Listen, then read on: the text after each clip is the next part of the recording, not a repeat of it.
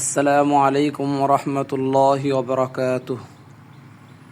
প্রিয় দর্শক, আমরা সবাই চাই আল্লাহ তাআলা যেন আমাদের কবরকে জান্নাতের বাগানগুলোর একটি বাগান বানিয়ে দেন এবং কবরে আযাব থেকে হেফাজত করেন। আপনি কি জানেন রাসূলুল্লাহ সাল্লাল্লাহু আলাইহি ওয়াসাল্লাম একটি দোয়া শিখিয়েছেন, যার মধ্যে আমরা আল্লাহর কাছে কবরে আযাব থেকে আশ্রয় চাইতে পারি।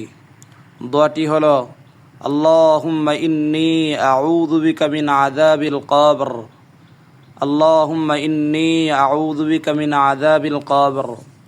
অর্থ, হে আল্লাহ, আমি আপনার কাছে কবরে আযাব থেকে আশ্রয় চাই।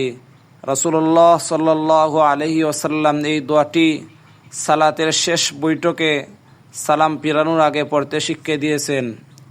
তাই আসুন আমরা এই সুন্দর সুন্নতটি আমল করি এবং আল্লাহর কাছে আন্তরিকভাবে দোয়া করি। হে আল্লাহ, আমাদের সবাইকে কবরে আযাব থেকে রক্ষা করুন, আমাদের সবার কবরকে নূরে ভরে দিন এবং জান্নাতুল ফেরদাউস নসিব করুন, আমিন।